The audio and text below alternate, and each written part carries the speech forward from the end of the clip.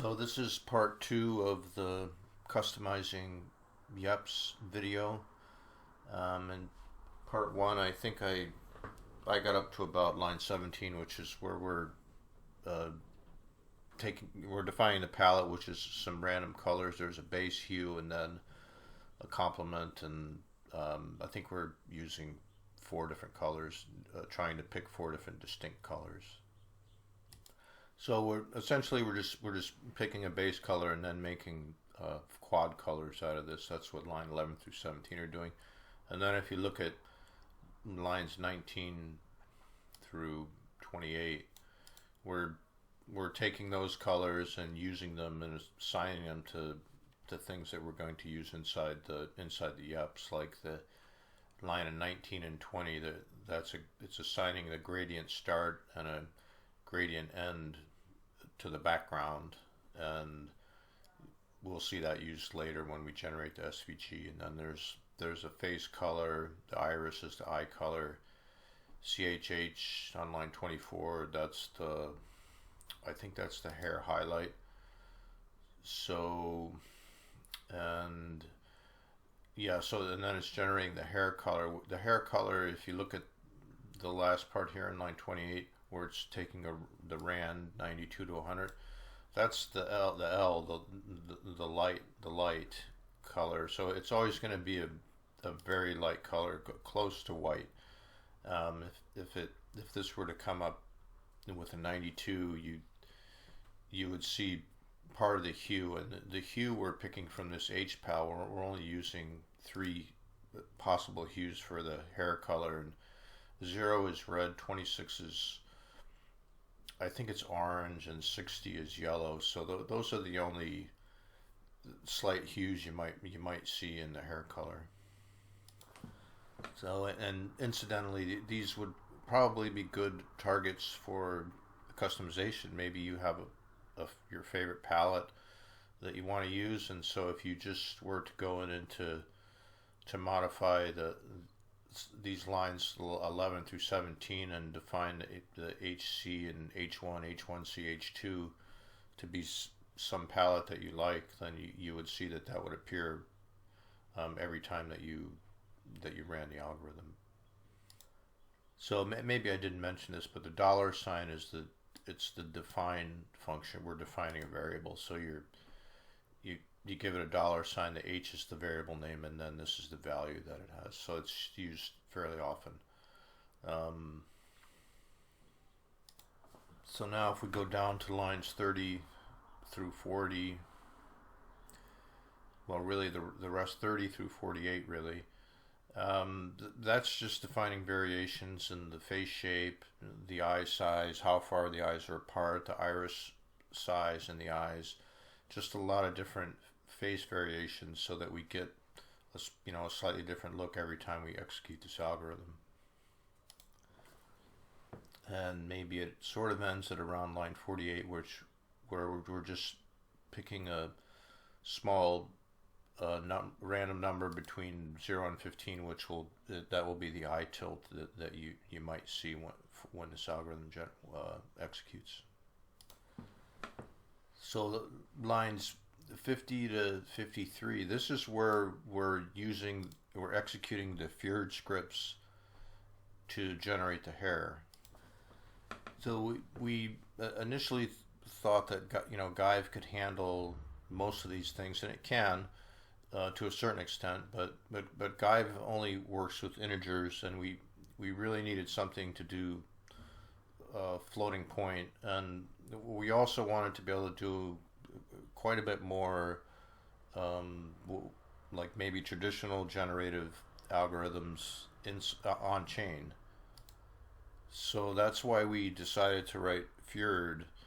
And Fyrd's it's an interesting language. It's also based off of a very old language. It's called APL, and it's actually APL is getting a big renaissance these days because it's an array processing language, a stack-based array language. So you can express very complicated operations on whole arrays of floating point numbers that do quite a bit in a very very tiny amount of code. And again, it's running on chain. The APL it's easy to parse, and that's really a requirement for on chain. It can't be too complicated, and it also has a fairly straightforward execution model. It's being a stack based language. So I'll scroll down and I'll show you some Fyrd code. So there's two different ones. You can have multiple, Fyrd programs, and the first one here, this is generating all the data points for the hair. So the APL and Fyrd, it just looks like a bunch of mathematical expressions. They're infix expressions, and so you can just read them, and if you understand what the operators are, you'll know what's happening.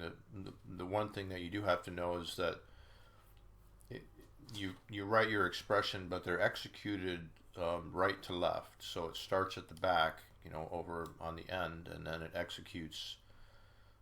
That's the direction that the execution happens, and there's no operator precedence inside Fyrd or APL.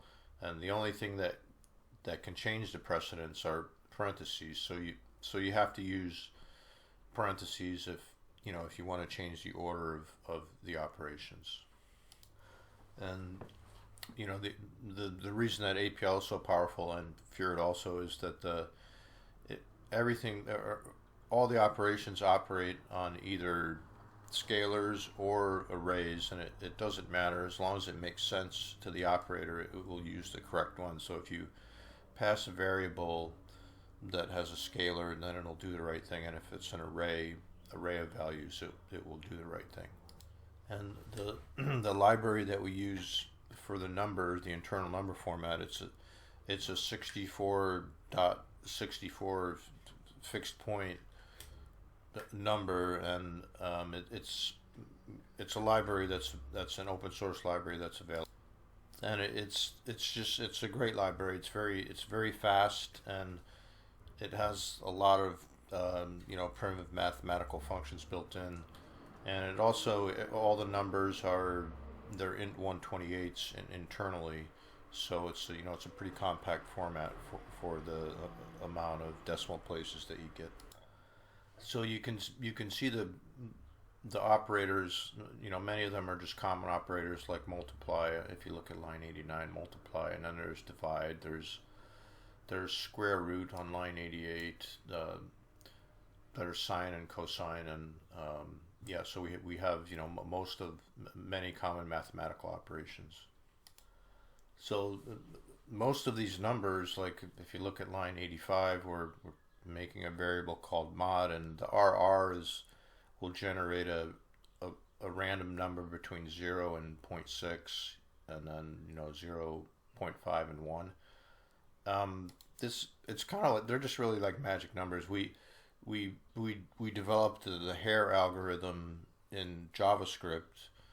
I think we were using processing actually, and that's how we developed it, and then we kind of just translated it over to Fyrd, and this was our basically our test case, and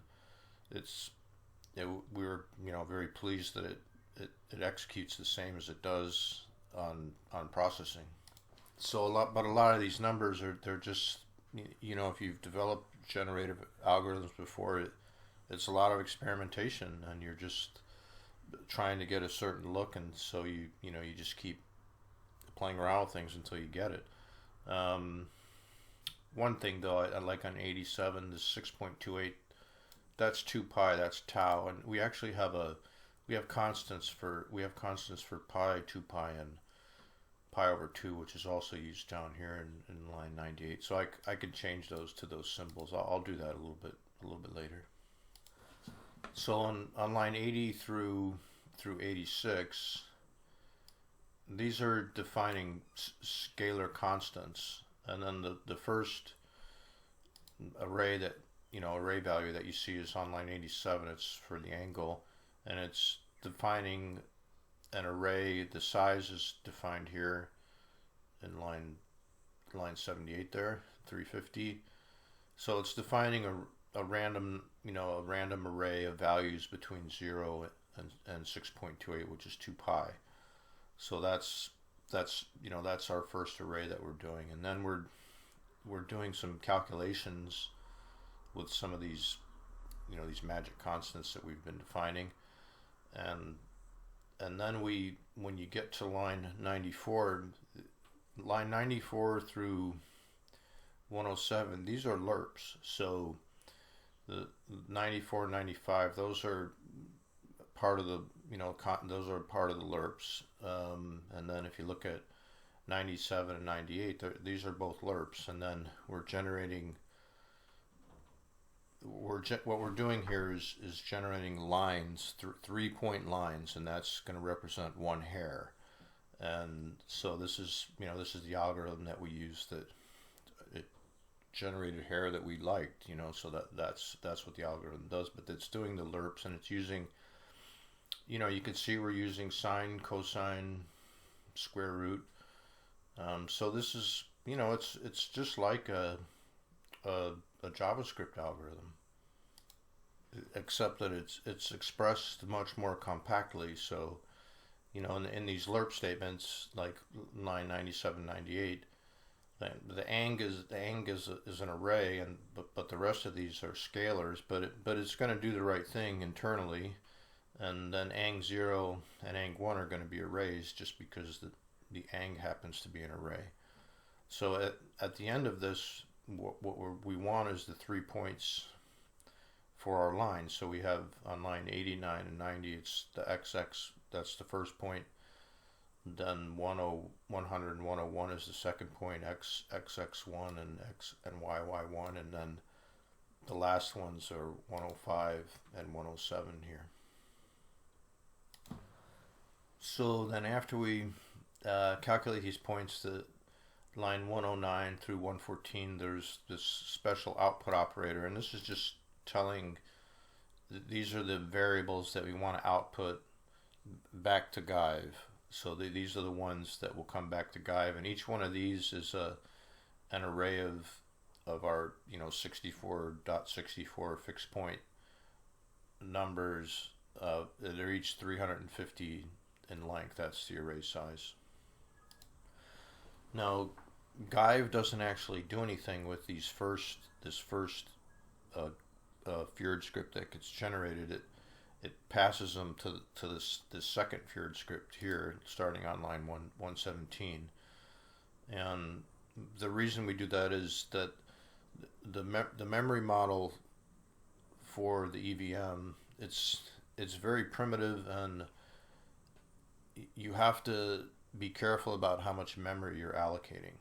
So technically a token URI function, it's a view function. It doesn't consume gas. It's not a transaction, but there's still internally in the EVM, there's still gas calculations that happen for some things. I don't know exactly how a view function will time out, or fail, but the only reason that we've ever really seen one fail is, you can have an infinite loop, and sure, then it's going to fail, but if you use too much memory, then it will fail. But the way the memory model works is when you call an external contract, which is what's happening here when it executes this Fyrd, the memory inside the Fyrd doesn't count towards the memory in the caller, which is inside the Gyve. Only whatever's returned. So we're just returning the bare minimum that we have to in order so that we can continue this algorithm that we have. Now, in this case, I don't think that we had to do this, but we wanted to show you an example of how to do it in case you needed to. We're using 350 points, and if you add it up, the amount of memory that is, it's not insignificant inside the EVM, but it's not too much. But the problem that you run into is that you have to, I I have to cut this video off now. I'm going to continue it in part 3. I'm up to 15 minutes.